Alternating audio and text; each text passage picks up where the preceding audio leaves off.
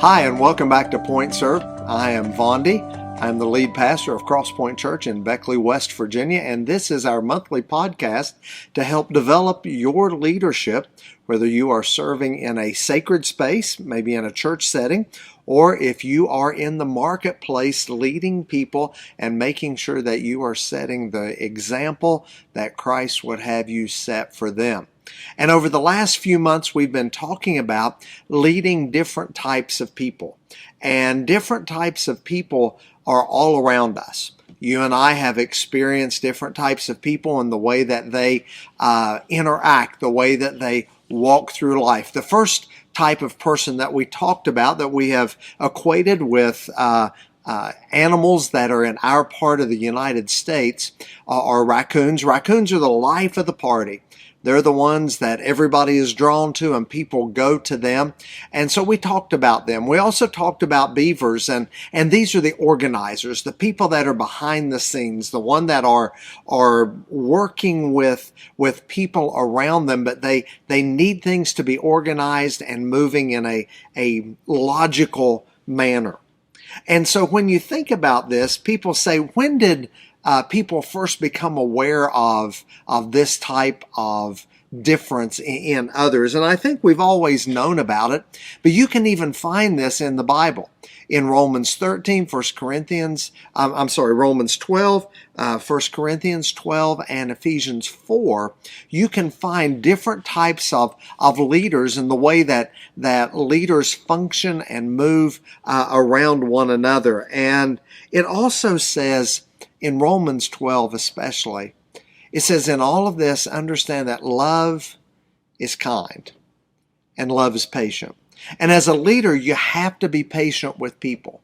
As a leader, you have to work with their strengths. You have to understand their weaknesses. You have to understand who they are and how they look at life in order to be able to be the best leader that they need you to be.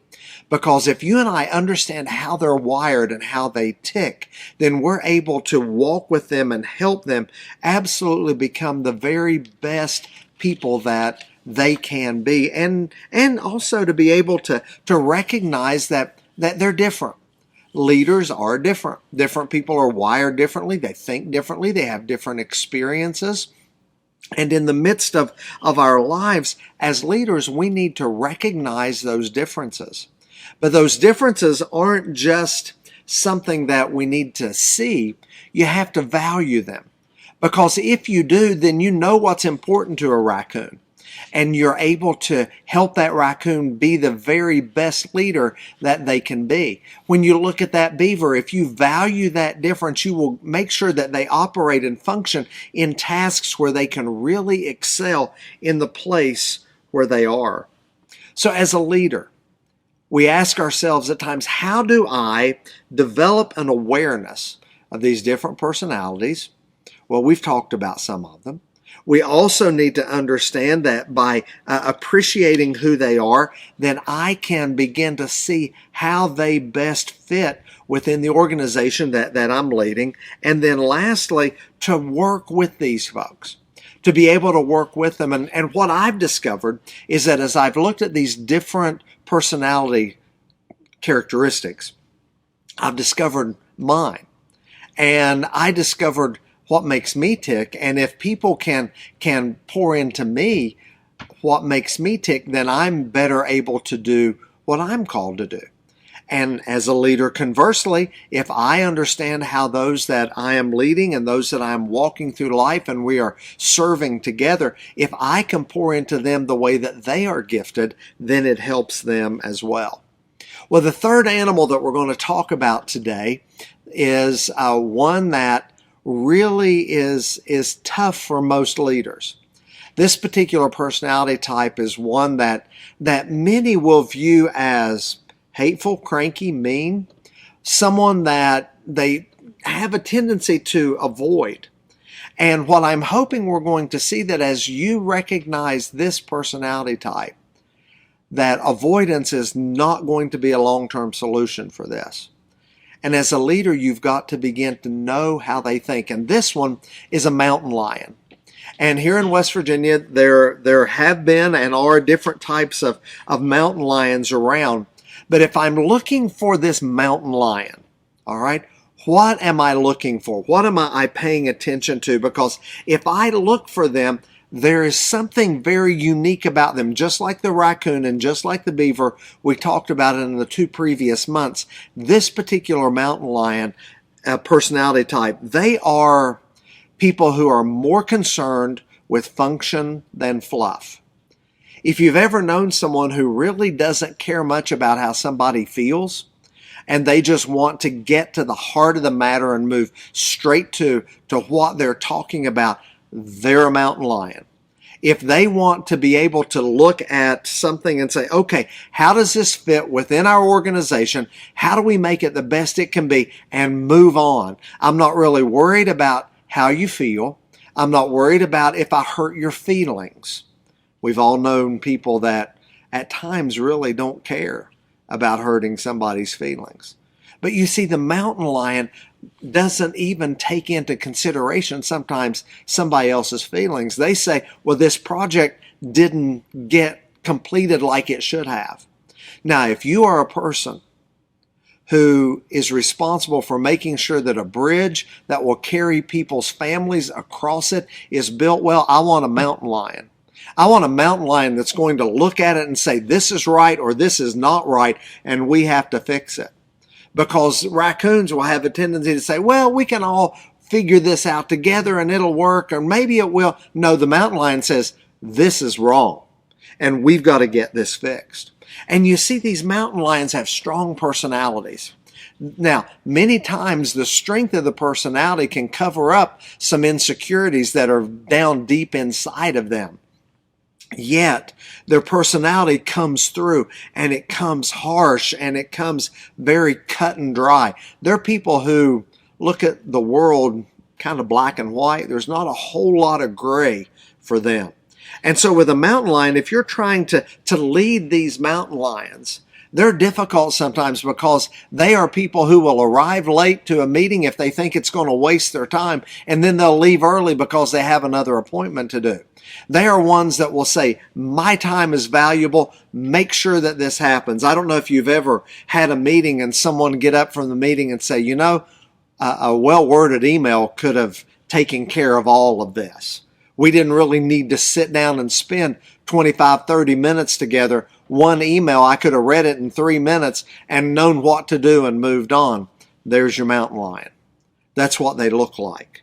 This is how they function. And one thing about a mountain lion is they'll come right in to your office or your workspace or where you are doing some type of project, and they will move right into your space. And they really don't care if you like it or not, because they are there with what they have to accomplish. Remember, they're people who are function-oriented. That's where they focus, and they care more about function than they do feelings. But as a leader, if you've got to lead somebody like this, how do you begin to work with that? How do you understand them? Well, the biggest thing about understanding them is that they have such a desire and such a need for things to be done their way. And sometimes their way is the best way. I'm not saying it's not, because sometimes it truly is, but not always. And as a leader, when you show this mountain lion that you value them, you value what they do, you value their role on the team, and you value their input, you value their time. When you show them that kind of value from you, those moments when you have to say that's not the best way to go, they may roar, but they will listen to you, because you have shown them how valuable they are. Now, sometimes the raccoons need you to sing Kumbaya and love on them a little bit. The beavers need to see that you value the order of the process. But the mountain lion, no matter how loud they may roar at you, no matter how loud they may growl and all of the things that they do, understand that that mountain lion, while their personality is strong, they want to make sure that everything functions the way that it should. They want to make sure that your organization moves forward and that you will pay attention to them. Worked with a mountain lion many years ago, and there were times with this particular mountain lion that I had to give him some time when I really didn't want to. But I learned over time that spending time with him and listening to him roar, showing value to him, let him know that I valued him as an individual. When others maybe would have looked at him as someone who just was loud and obnoxious, as a leader, I worked tight with him to help him move forward in a way that could help bring other people around. You see, the problem with mountain lions is they don't travel in groups. They tend to travel individually because they hurt so many people's feelings that a lot of people don't want to be around them. But those mountain lions need a leader that will hold on to them and to keep them going in the right direction, valuing them, but also letting them know that there are other people that you have to bring along with you as well. And I can assure you, mountain lions can be tough. But when they know that you, as their leader, will take as good a care of them as you will anybody else, what's been my experience is that they will take all of that energy and they will pour it into the organization or the project or whatever they have in front of them at that moment. And all of that tenacity gets turned and it gets channeled and it gets focused. And a lot of things get done, even with a mountain lion. So remember, as we're walking through this, beavers, raccoons, mountain lions, we've got one more to talk about, and we'll do that next month. Thank you so much for being a part of Point Serve today. It's really my privilege to be able to add another podcast to probably the many that you watch and that you look at. But I just thank you so much for being a part of this. I want to thank Mike Smith for being the producer for our podcast today in coordination with Crosspoint Church here in Beckley, West Virginia. Point Serve, because improving your leadership is the point, and we're all called to serve. Have a great rest of the day.